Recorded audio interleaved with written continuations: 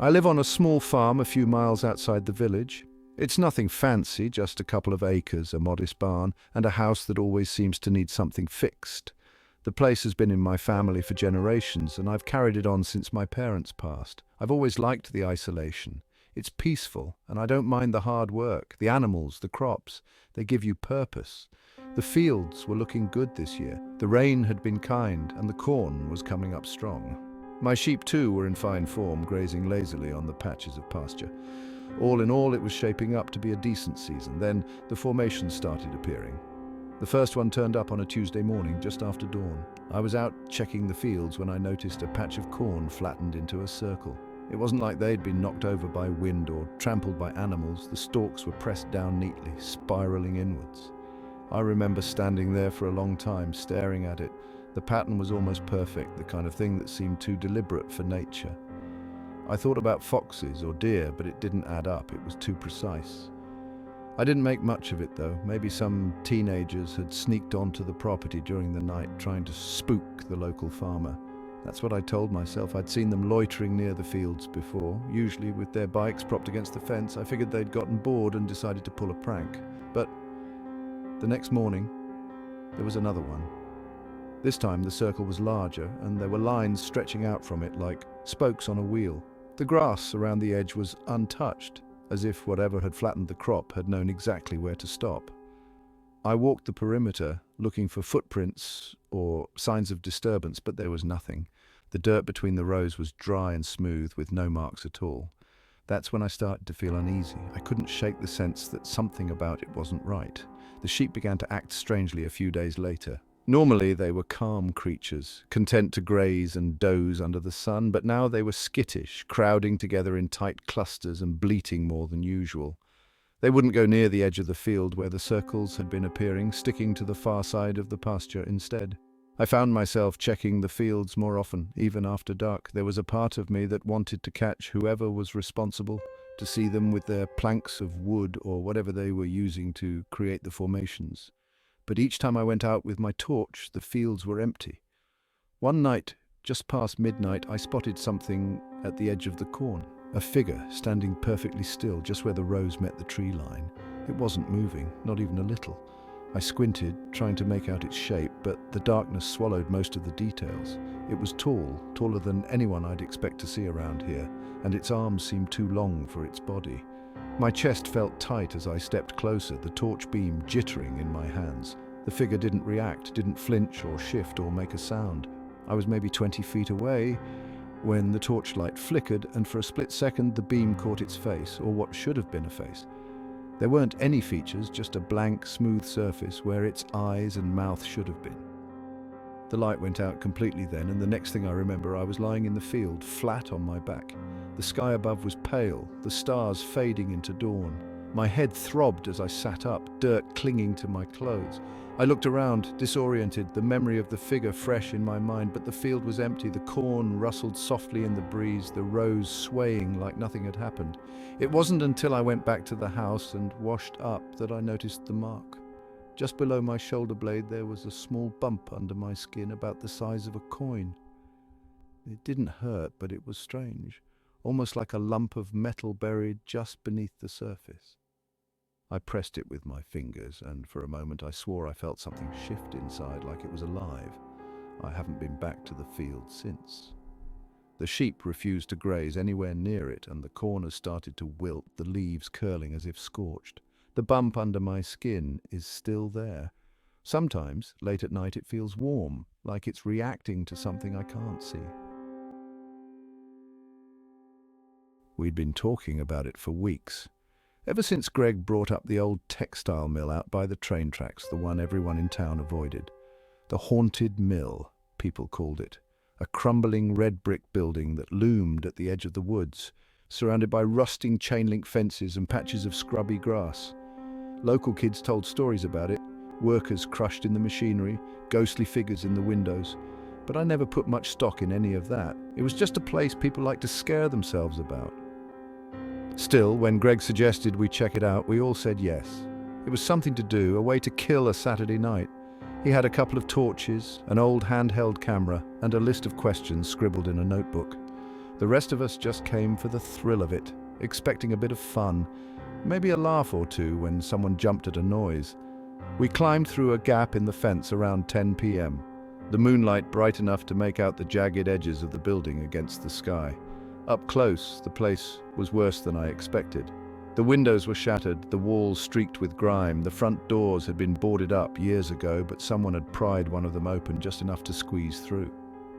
Greg was the first to duck inside, and the rest of us followed, the beam from his torch cutting through the darkness. Inside, the air was damp, with a faint metallic tang that caught in the back of my throat. The floor was littered with debris, broken glass, crumpled cans, bits of rusted metal. The walls were covered in graffiti, layers of it scrawled one over the other, some so faded it was hard to tell what it once said. We stuck together as we moved deeper into the building, stepping carefully over the rubble. The main hall was enormous, with rows of rusted columns rising to the sagging ceiling. Bits of old machinery were scattered around, their shapes hulking and unfamiliar in the dark.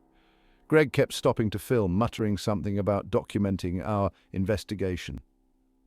We weren't long in when we found the first strange thing. It was in one of the smaller rooms off the main hall, a pile of clothes neatly folded sitting on a dusty table. Next to them was a stack of newspapers, the edges curled and yellowed. Greg flipped through one of them, and I caught a glimpse of the headline, something about a bank robbery from years ago. I thought it was odd, but didn't dwell on it. We moved on, climbing a staircase to the second floor.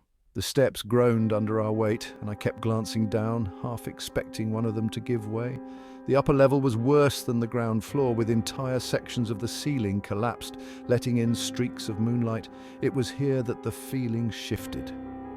Greg stopped suddenly, shining his torch at the far end of the corridor. I couldn't tell what he was looking at, but his grip on the torch was tight. He didn't say anything, just lowered it and waved us forward. At the end of the corridor, we found a room with an old cot pushed into the corner. On the floor beside it was a tin plate, a half-empty water bottle, and a small radio. The cot was unmade, the blankets rumpled as if someone had just been lying there. Greg kept filming, but I wanted to leave. The room felt off, like we weren't supposed to be there. We heard a sound then, a faint scrape like metal against stone. It was distant, coming from somewhere deeper in the building. Greg turned towards it, his torch shaking slightly. The rest of us hesitated, looking at one another, unsure whether to follow. We didn't get the chance to decide.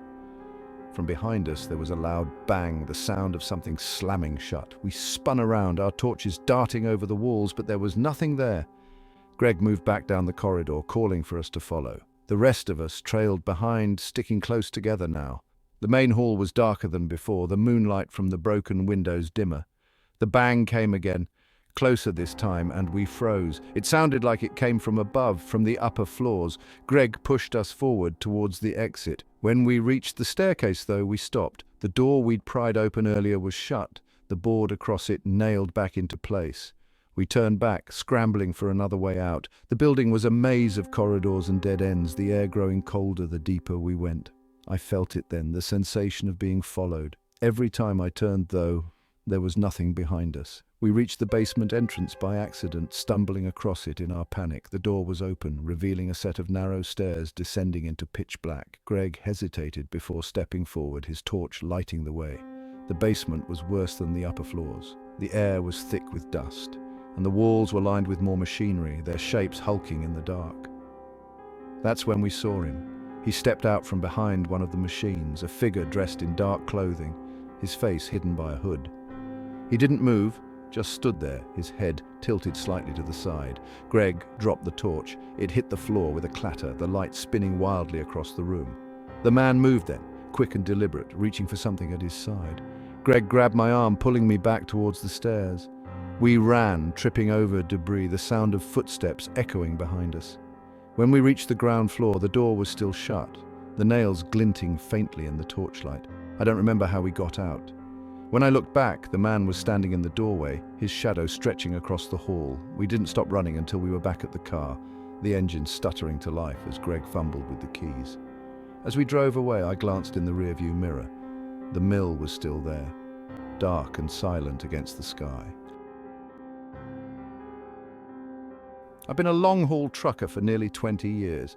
Most nights are all the same, endless highways, the dull glow of the dashboard, and the occasional crackle of static on the radio. You get used to the monotony. The job has its share of lonely hours, but I've always liked the quiet. That night I was hauling a shipment of machinery parts across a stretch of desert in the southwest. The route was one I'd taken countless times before, a ribbon of asphalt cutting through miles of nothing.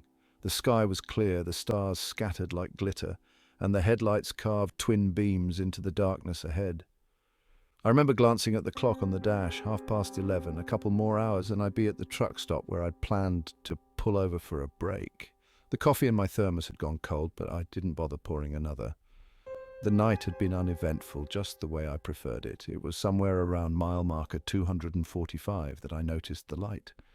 At first I thought it was a distant town, or maybe the glow of another truck heading my way, but it didn't behave like either. The light was bright, almost white, and it hovered low on the horizon, flickering in and out like it couldn't decide whether to stay visible. It held my attention. Something about it felt strange, but I kept driving, figuring it was none of my concern. The desert does funny things with lights, mirages, reflections, tricks of the atmosphere. I'd seen it all before, but as the miles ticked by, the light didn't fade or shift like I expected. Instead, it grew stronger, brighter, almost blinding. It didn't make sense. There was nothing out here. No towns, no rest stops, just empty land stretching in every direction. Then my headlights dimmed, the dashboard flickered, and the engine sputtered before dying altogether. The truck coasted to a stop on the shoulder, the silence abrupt and unnerving. I gripped the wheel, listening to the engine click as it cooled, trying to make sense of what had just happened. My heart was racing, and for a moment I thought it might have been a power surge or some mechanical failure. That's when the light consumed everything. It wasn't gradual.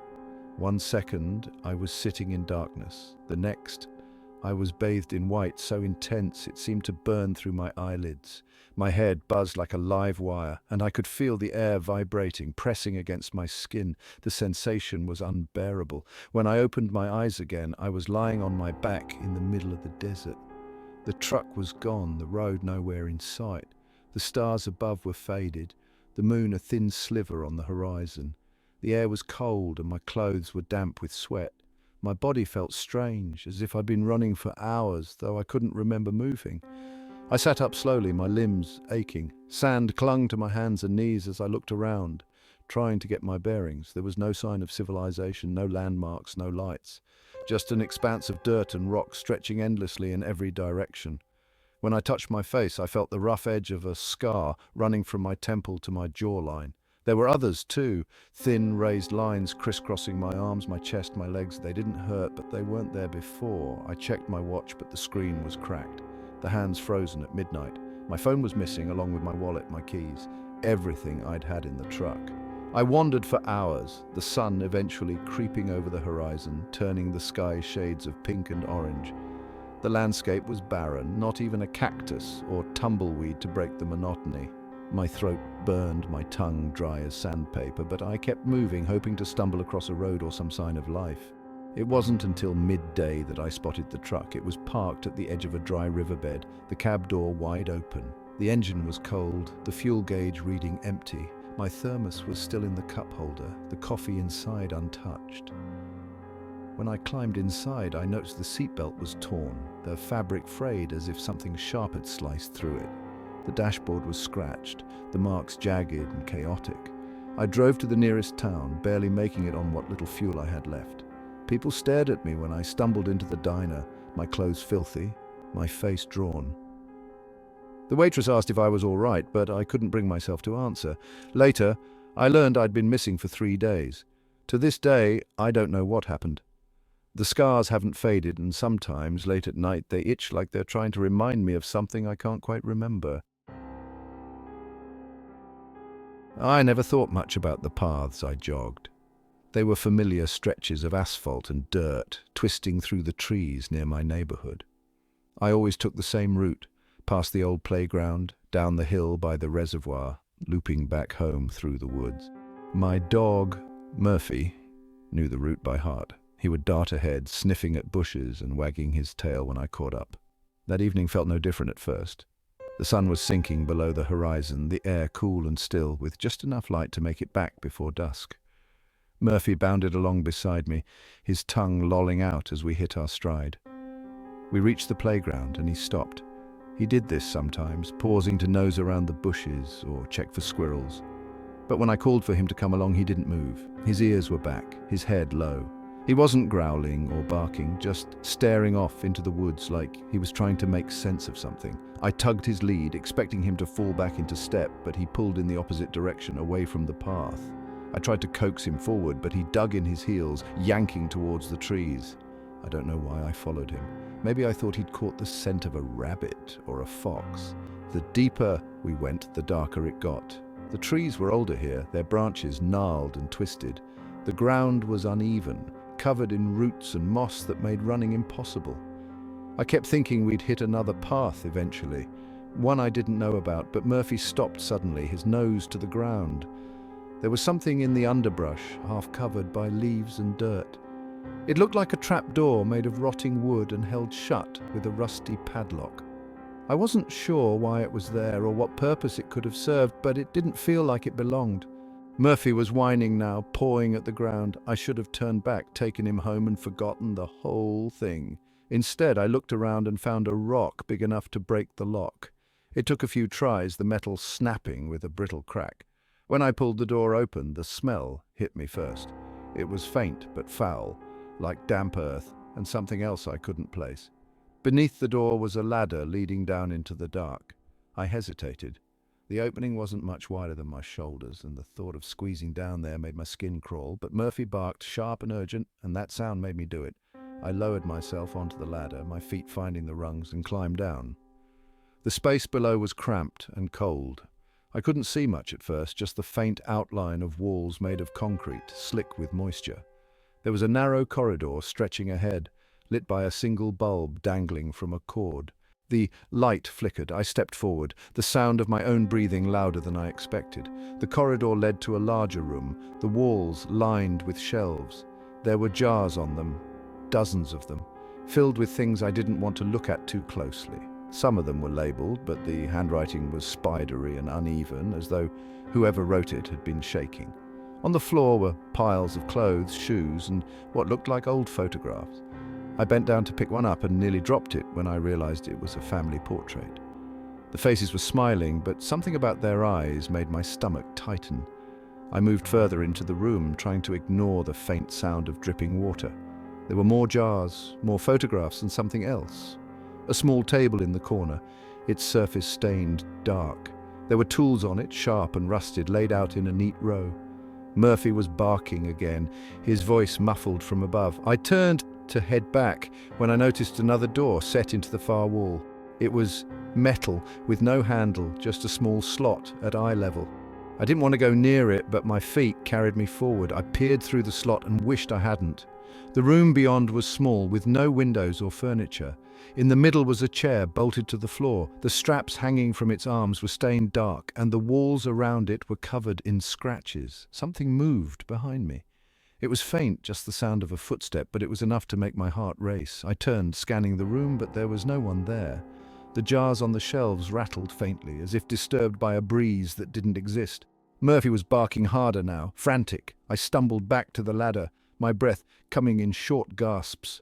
The climb up felt like it took forever, but when I reached the top, Murphy was there, his tail tucked between his legs. I slammed the trap door shut and looked around. The woods were silent, the air heavy with the smell of rain. I ran, Murphy at my heels, my chest burning as I pushed through the underbrush. When we broke through to the path, I didn't stop. I didn't stop running until we were home. The door locked behind us, and even then I couldn't shake the feeling that something was out there. That night I lay in bed staring at the ceiling, my mind replaying everything I'd seen. I thought about the jars, the photographs, and the chair in that tiny room. I thought about the footstep behind me, the sound of something moving just out of sight. And then I thought about the trap door, still out there in the woods, and the ladder leading down into the dark. We shouldn't have gone to Ashcroft. The place had been abandoned for decades, left to rot on the edge of town like a bad memory no one wanted to confront. It was a towering hulk of brick and broken windows, ringed by rusting fences and overgrown thickets. Everyone knew the stories about it, the neglect, The deaths, the fires that had gutted half the East Wing before they finally shut the place down. But we were bored, looking for something to do, and someone in the group mentioned it, like it was a dare. Getting in wasn't difficult. The fence was riddled with gaps where the metal had corroded, and the back entrance was still missing its door. Inside, the air was stale, filled with the stink of damp and decay. The floor was coated in a layer of debris, scraps of plaster, bits of broken glass and bird droppings. The others were joking and snapping pictures with their phones. But I kept my distance, staying near the back of the group. It wasn't like I believed the stories, but the place had a presence. It was in the way the walls loomed, the way the ceilings seemed lower than they should have been, and the way every creak and groan echoed too long. The main hall was massive, with staircases curling up to the upper floors and hallways branching off in every direction.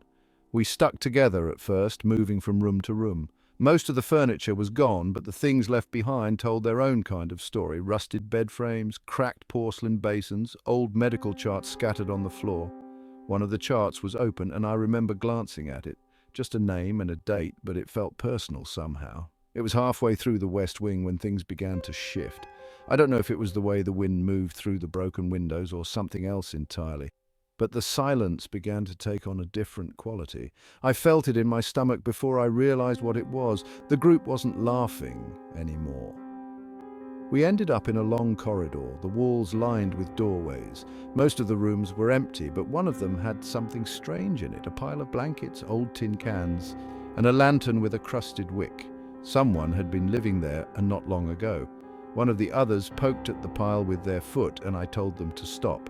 The farther we went, the worse the place felt. The corridors grew narrower, the walls peeling back to reveal cracked bricks underneath. The rooms were darker, the floors warped. We found graffiti scrawled on one of the walls, names, dates, and crude drawings that looked almost like faces.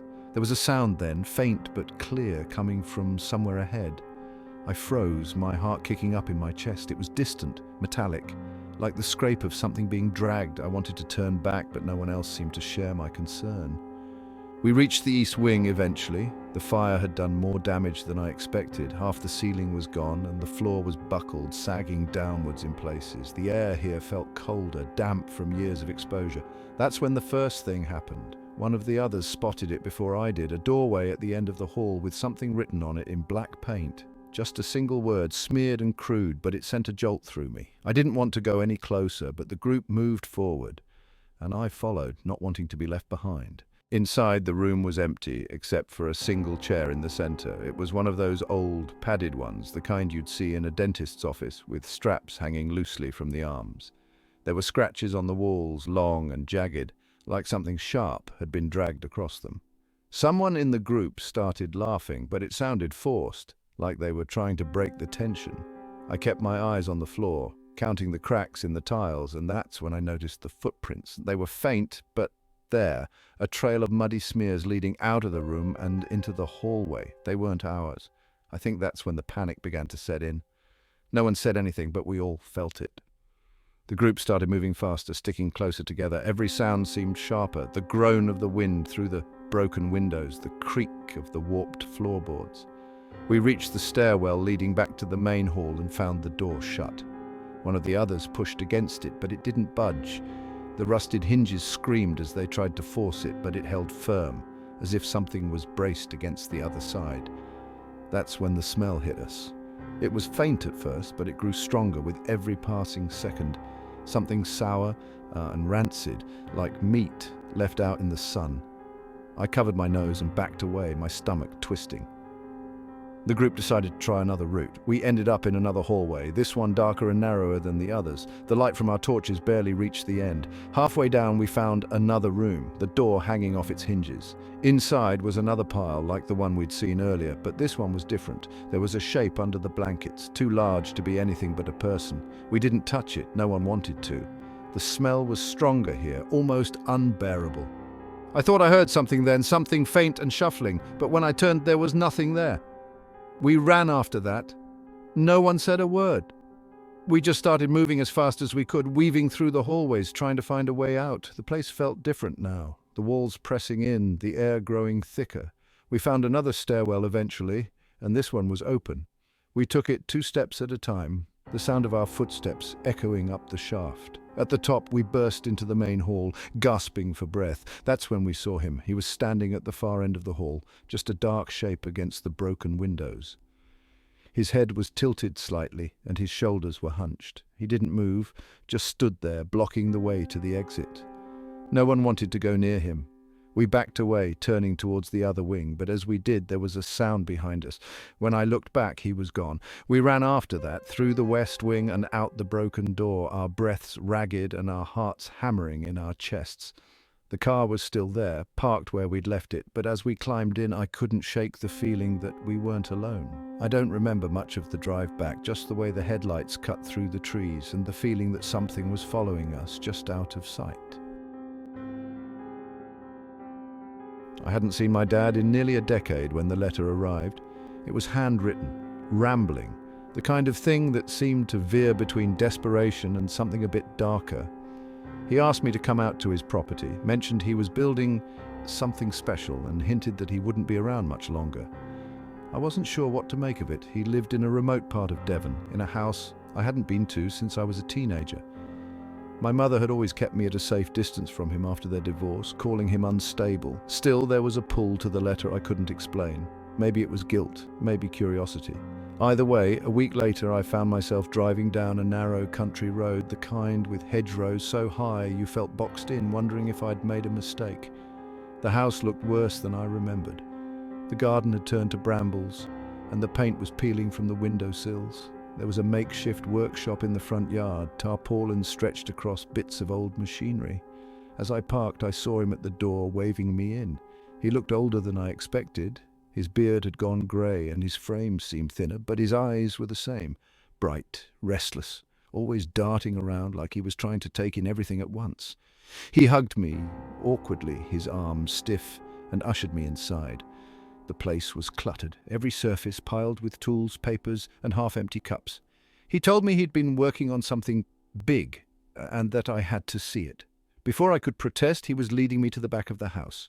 We went through a door I didn't remember being there, down a flight of stairs into the basement. The air felt different as we descended, colder and damp, with a faint metallic smell.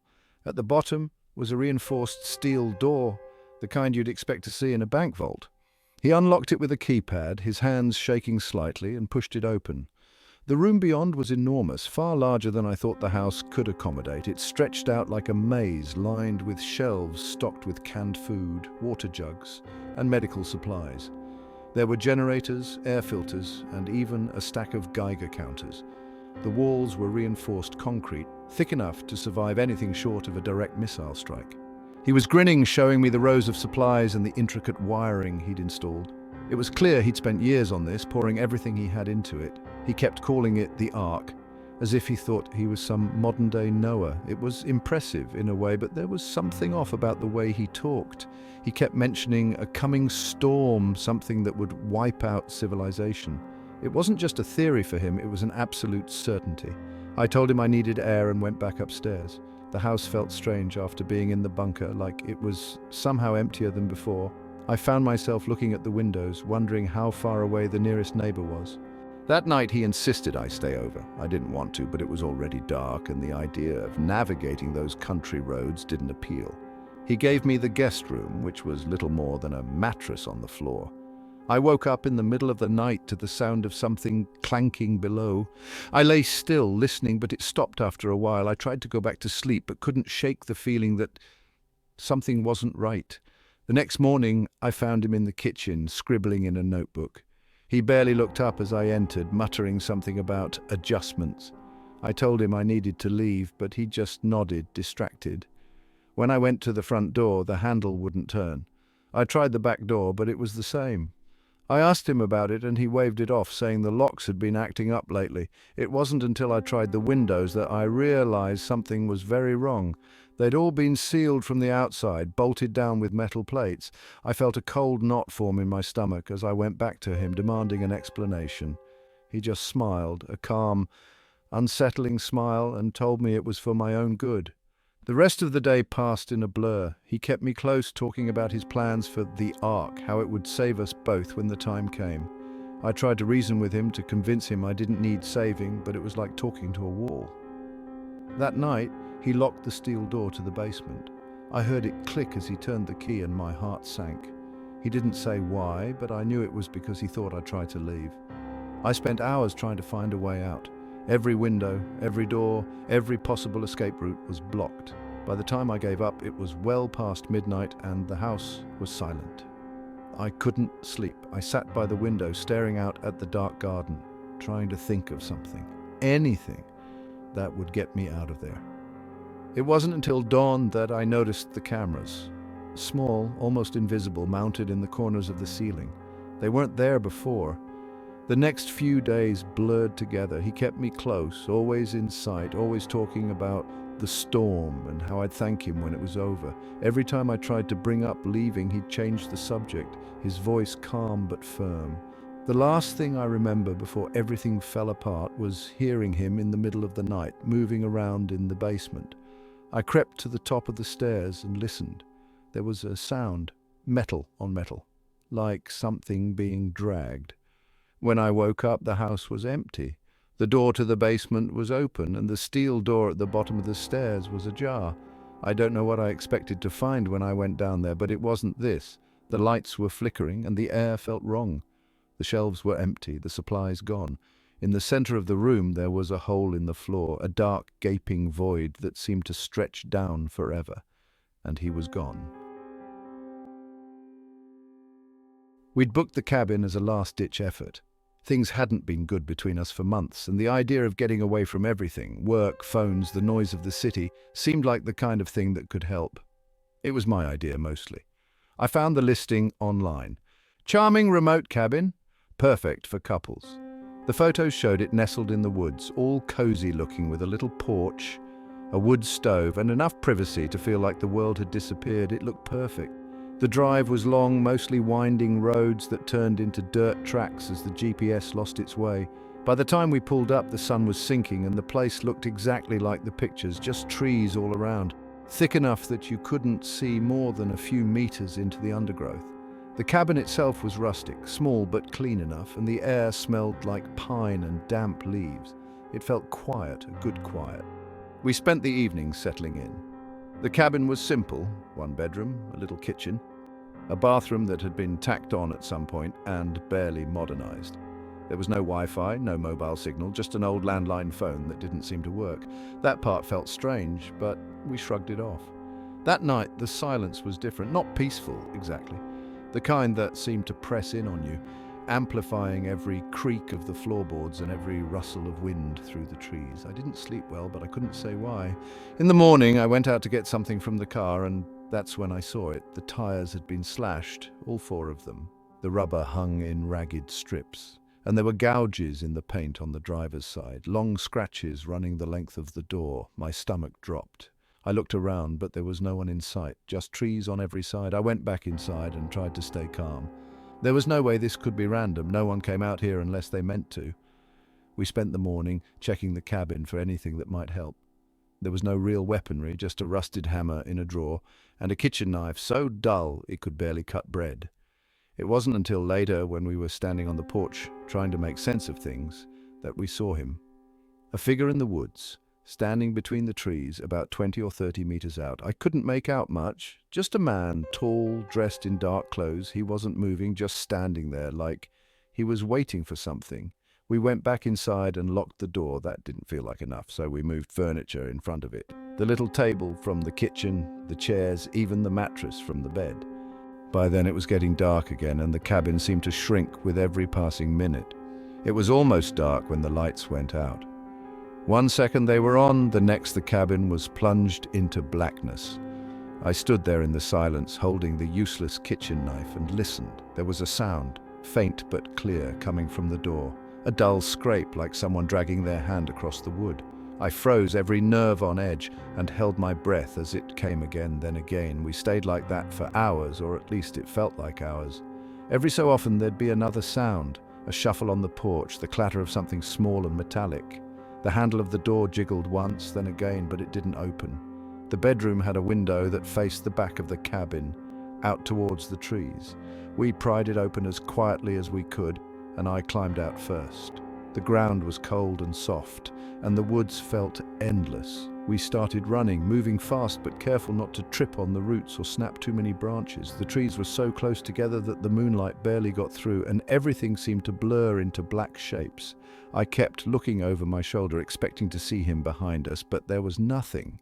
After what felt like hours, we found a trail. It wasn't wide, just a dirt path cutting through the woods, but it gave me the faintest flicker of hope. We kept moving, hoping it would lead somewhere, anywhere that wasn't those trees. That was when I noticed the trail wasn't empty. Far ahead, barely visible in the dim light, there was another figure. It wasn't him. This one was shorter, broader, but it was moving down the trail in the same direction we were heading. We froze, crouching low to the ground, and waited. The figure didn't stop, didn't turn, just kept moving until it disappeared into the dark. I wanted to turn back, to head in any other direction, but there was no going back. Not with the cabin behind us, not with him somewhere in those woods. We kept going, following the trail, even though I couldn't shake the feeling that the trees themselves were watching us. The air seemed colder now, the ground uneven and shifting beneath our feet. Somewhere ahead I thought I saw the flicker of light. Just a small glimmer, barely enough to be real. It might have been a house or a road or maybe just nothing at all. We ran towards it anyway, our breath coming short and sharp, the knife still clutched in my hand, but the light vanished. The trail ended. And the woods, it seemed, had no intention of letting us go. I moved into the house on a rainy Monday. It wasn't anything special to look at, just another old country home on a road no one seemed to use. There were weeds choking the stone path and ivy creeping over the windowsills, but the inside was warm enough, filled with the smell of lavender polish and an old fireplace that hadn't been lit in years. Mrs. Carmichael was waiting in her armchair by the sitting room window, knitting needles idle in her lap. She smiled, thin and quiet, as I introduced myself. She didn't say much, not then and not often, but I didn't need her to. My job was simple. Keep her comfortable, make sure she ate, help her with the little things she couldn't manage on her own. The house was bigger than I expected. The sitting room led into a cavernous hallway that split into a dining room, kitchen, and a narrow staircase curling up to the bedrooms. Mrs. Carmichael's room was on the ground floor, tucked behind a door at the far end of the hall. She spent most of her time there, and I rarely went in except to check on her or bring her meals. The house creaked and groaned like old houses do, but I thought nothing of it. Her stories kept me entertained during those quiet evenings. She spoke about her family, a daughter named Lucy, and a son called David. There were grandchildren too, though she didn't name them. They visited often, she said, especially Lucy, who'd come round just the week before. It struck me as odd that I hadn't seen anyone come or go since I arrived, but I brushed it off. Maybe they were busy. Maybe they called instead of visiting. There was no reason to question it. The first oddity came a week in when I found the family photo. It was in the kitchen, sitting face down behind a stack of old letters. The photograph was black and white, the kind you'd expect to find in an old shoebox.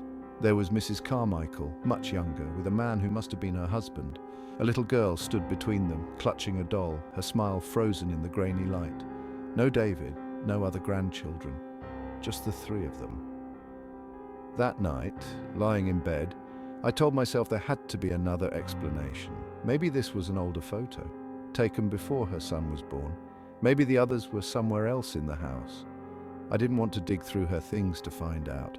The days blurred after that, a monotonous routine broken only by Mrs. Carmichael's quiet musings. She spoke about Lucy often, her marriage, her work, the way she loved gardening in the spring. The photo nagged at me, but I didn't ask. It felt intrusive, prying into her memories like that. It was a Wednesday, nearly 3 weeks after I arrived, when I noticed the door. I'd been cleaning the hallway and spotted it behind a tall bookshelf, half hidden in the shadows. It was painted the same as the walls, easy to miss unless you were looking. There was no handle, just a faint outline and hinges nearly rusted over. I stared at it for a long time before stepping closer, running my fingers over the frame. It was locked, though I couldn't imagine why. I didn't mention it to Mrs. Carmichael. She seemed frailer that week, spending more time in bed and barely touching her meals. I stayed busy, cleaning and cooking, all the while feeling that quiet itch in the back of my mind. I checked the door every morning as if expecting it to disappear. It never did. The night I opened it was cold and moonless, the kind of night that feels too silent, too still. I couldn't sleep. The door had been scratching at me for days, a quiet pull I couldn't ignore.